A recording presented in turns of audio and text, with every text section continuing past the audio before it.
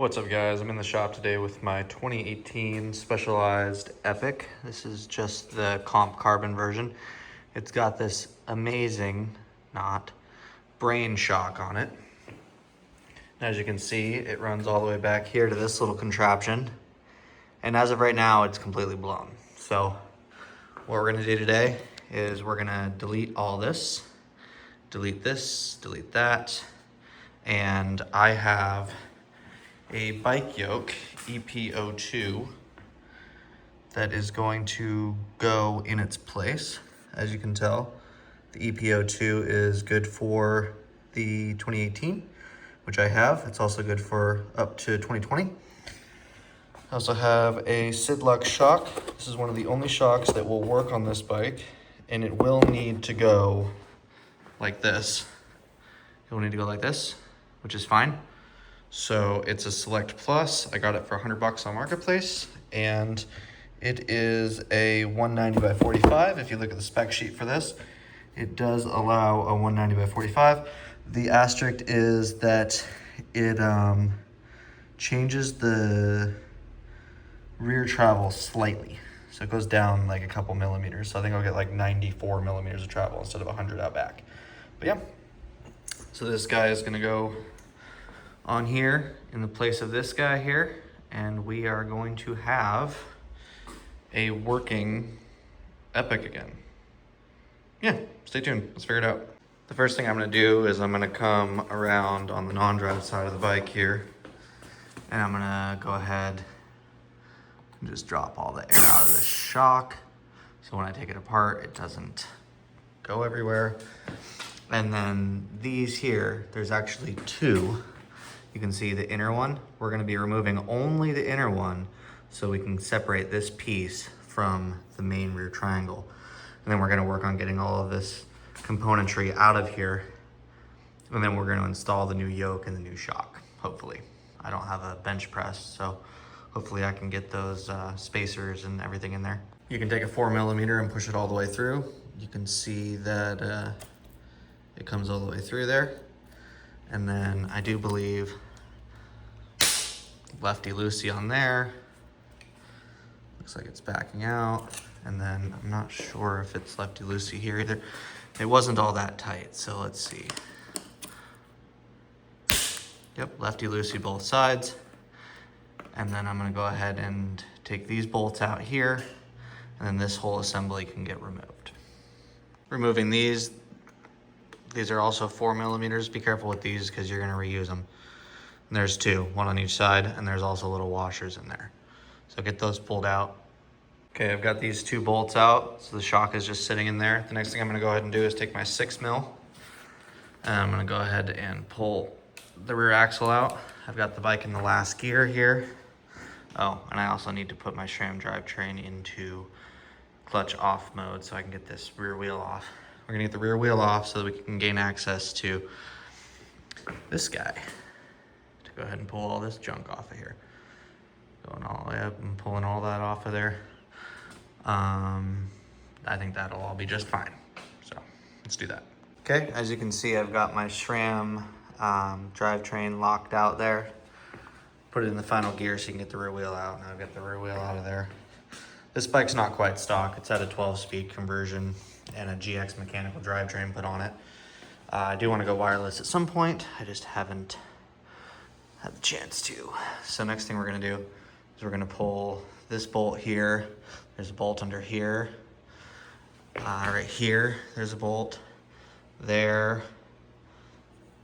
Looks like there. Underneath, there might be something. Yep. And then we can work on getting this whole shock assembly out of here. Yeah, let's do that. So this bolt here that attaches the brain apparatus to the frame is a 3mm. Under here, there's another one. Looks like it might be like a 4 or 5mm. These little guys are 2.5mm. And my T-handle wouldn't work, so I had to bust out my other toolkit and grab a normal L-shaped Allen. So I'm gonna work on getting all this taken apart, and I'm just gonna remove everything up to the shock, including the shock. This bolt under here is in fact a 4mm. 4mm This one we said was 3 and then 2.5 on the others. So, yep, going pretty well thus far. That one wasn't very tight. This one here, that one was really tight for some reason. So, all the other bolts on this bike have been pretty loose. So I've got all these bolts out. I've got this piece free. I'm discovering that this brake caliper needs to come off, and then the piece can move out, and then the brake caliper can go back on. So I'll probably have to realign that, unfortunately, but oh well. We got all this disconnected here. And it looks like that's all it's gonna take to get this shock out of here. Once I pull that brake caliper off, of course, then I can get the whole assembly out of there. Now with the brake caliper bolts removed, I can pull this guy out of the way here, and then I can just take this. I'm gonna need to pull this back axle off of there too. I just put it back in for safekeeping. So I'm gonna pull that back axle out, and then I'll be able to lift everything out and then put the brake caliper back. Simple enough. I'm gonna clean the rear of this bike as well while it's all taken apart. Now what we're left with is a brake caliper that can go back where it belongs, right there. And then we've got this whole hose assembly guy that it's just completely disconnected all the way up to the shock. So when I go ahead and pull these inner bolts completely out, this whole thing should just drop away from there. I guess we'll find out. It's my first time doing this, but I've seen videos of it done on other bikes. So the problem that I've discovered is if it's like this, you can't get these inner bolts out. They'll hit the seat stay. But if you take your left hand and hold the suspension like that, with the shock eye already out like that, then you can go ahead and pull those bolts out. So I'm gonna do that right now. I'm gonna need 2 hands. Now with those inner bolts out, I need to get these outer bolts out. They are a 6 milli. And let's see. Oop. I'll check, see if they're lefty-loosey or righty-tighty, I'll let you know. These are lefty-loosey, these guys here, 6 mils.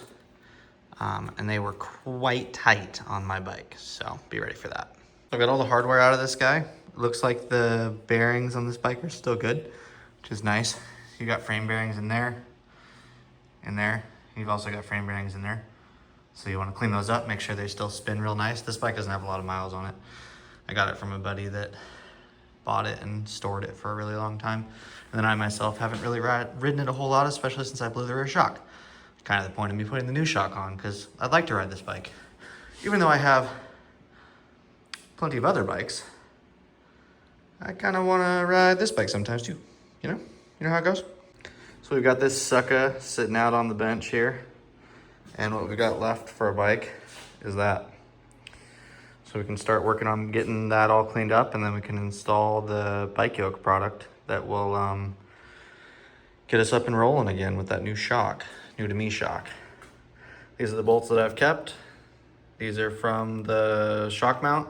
Those are the inner and those are the outer. Coming back over to your original shock, you're gonna take these end caps off that were on either side of this inner piece here. And you're just gonna weasel it out. If you can't do it by hand, you can put an Allen in there and wiggle it back and forth. It is a 5 mil. 5 mil goes in there and you can get that sucker out of there. A little bit of convincing with the 5 mil pushing out while twisting. I'm able to get this sucker just about all the way out, and then we can transfer it over, not to the bike yoke, but to the new shock. Sid Lux here. I'm gonna put this guy in there. If you have a brand new shock, you will need to install these bushings, but mine's pre-owned. It was taken off of a transition spur, I believe. And it has a fresh rebuild on it. Honestly, the guy probably lost money. I only gave him $100 for it. It's probably about what it cost to get rebuilt. So I'm stoked to try this out. In the same method, I put the 5 mil through there and just started pushing, making sure it was nice and straight. And now I'm just gonna twist and push until it's even, and then I'll put those end caps back on, and then we can move on to getting the bike yoke installed.